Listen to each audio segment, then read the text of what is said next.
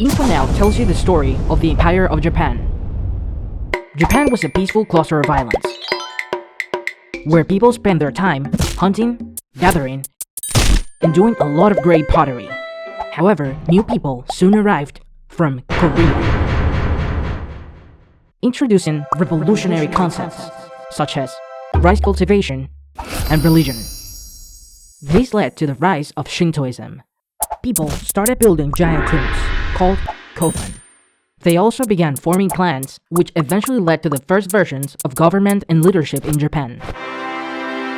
They also had emperors, who were considered divine, enlightened, and sent from the heavens. But these were mostly just legends, until 270 AD, when a real, verifiable emperor showed up, Emperor Ojin. Then, more people came over from Korea, and this time they brought another religion, called Buddhism, that the Japanese really liked, so they started practicing it. And what are those? Those are the Chinese. And they had this cool government system that the Japanese really liked, so they decided to implement it too. The Japanese set up their capital in Nara, but later decided to move it to Kyoto because the monks were getting a bit too powerful. They developed literature and arts. Also, some lords managed to gather a ton of land and wealth, making them super powerful. They were rich, but not exactly strong, physically. That's why the samurai showed up, a type of very strong warrior. Their job was to protect their lords and their possessions, and we'll tell you their full story in another video. The samurai started gaining power of all kinds, and eventually became feudal lords, also known as daimyo. They then began controlling the government, which was now called the shogunate, and was ruled by the shogun. The shogun was the most powerful military leader. He controlled the country, and the rest of the daimyo had to obey him. And there was still an emperor, but he was just for the aesthetics. Japan, however, remained divided by constant clan warfare. So, in 1603, this guy named Tokugawa fought the other clans, founded the Tokugawa shogunate, unified Japan, and then shut it down. Nobody could enter or leave Japan. This policy became known as Sakoku. But in 1853, Matthew Perry rolled up with some seriously intimidating American ships and weapons. He basically told the Japanese, open up the country and start trading with others. So Japan had no choice but to open the country and start trading with others. This whole situation exposed the shogunate. While the war was already in the Industrial Revolution, the samurai, nobility, and even the common people started pushing for Japan to modernize. That's why, in 1868, the Satsuma and Shoshu clans defeated the shogun and gave their power back to Emperor Meiji, who was already 15 years old. This marked the start of the Meiji Restoration. The feudal system ended, and the samurai, well, they weren't completely irrelevant, but their governing days were definitely over. Japan rapidly modernized, had its own industrial revolution, built factories, and a brand new army. That's how the Empire of Japan was born. And like any good empire, it didn't want to get colonized. It wanted to be a global power and maybe take over the whole world. But they weren't exactly sure how to do that. So, in 1871, Iwakura Tomomi said, let's copy the world. They sent a team on a field trip to take notes on Western politics, tech, culture, and most importantly, weapons. This trip was officially called the Iwakura Mission. The team came back with fresh ideas, uniforms, laws, teachers, and a whole lot of Persian inspiration.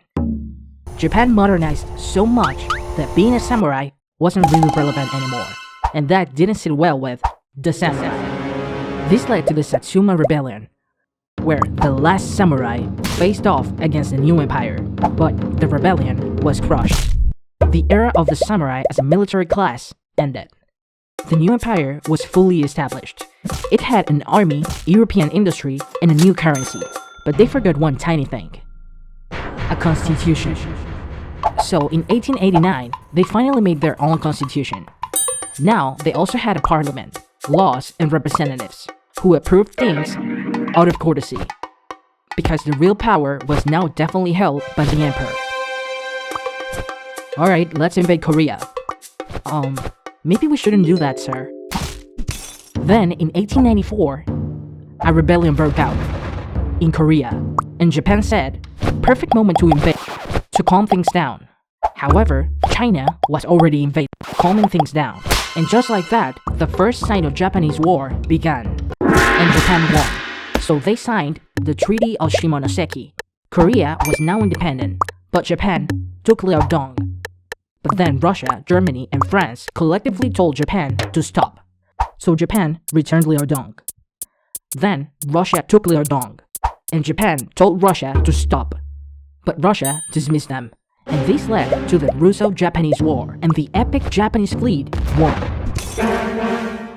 And please don't forget to subscribe to this channel. There was no doubt about it. Japan was no longer just a kawaii little empire. It was the Empire of Japan. Now, the new Japanese emperor was Yoshihito, also known as Emperor Taishō, the previous emperor's son. What a great time for the First World War. While the entire world, meaning basically Europe, was at war, Japan said, everyone's busy, time to make a move. And the move was sending troops to China to take the city of Tsingtao. And they also took the Mariana, Caroline, and Marshall Islands, just in case. A few years later, in 1926, the Japanese emperor was Hirohito, also known as Emperor Shōwa, the previous emperor's son. The next few years were pretty rough. Not only did a massive earthquake strike Kanto, but the economy also struggled, leading to the Shōwa financial crisis in 1927. And just when things couldn't get any worse, the Great Depression of 1929 struck. The world and Japan fell into an economic recession. The country doesn't have the resources to survive. Relax, we know where to look for them. And where did they go to look for them? China, of course. That's how the invasion of Manchuria began in 1931. Japan got so excited that now they wanted to take over the entirety of China. This led to the Second Sino-Japanese War in 1937. China fought back with the economic and military support from the Soviet Union and the United States. Meanwhile, Japan received support from Nazi Germany. What a great time for the Second World War. Every country chose sides, the Allies against the Axis powers, and Japan ended up on the Nazi side. Good thing they could just relax and do nothing until the war was over. Instead, they figured attacking Pearl Harbor was a better idea, and that's located in Hawaii, which is US territory, a nation that hadn't even joined the war yet. And just like that, both of them joined World War II. And they fought in many battles across the Pacific, and after numerous defeats, the Empire of Japan started to collapse, but they refused to surrender. This led to them using increasingly extreme tactics, such as the Kamikazes, planes that would crash into enemy ships with the pilot still inside. The Allies needed a solution, so they decided to use their new secret weapon. The morning of August 6, 1945, it was a perfectly normal day in Hiroshima. The sky was clear, the sun was shining, and everyone was starting their daily routine. At 8:15 a.m., a plane dropped something, and then vanished. Sirens went off. It was a bomb, but this was no ordinary bomb. This was a nuclear bomb. Because yeah, there are regular bombs and then there are nuclear bombs. Within seconds, Hiroshima was gone. And 3 days later, Nagasaki suffered the same fate.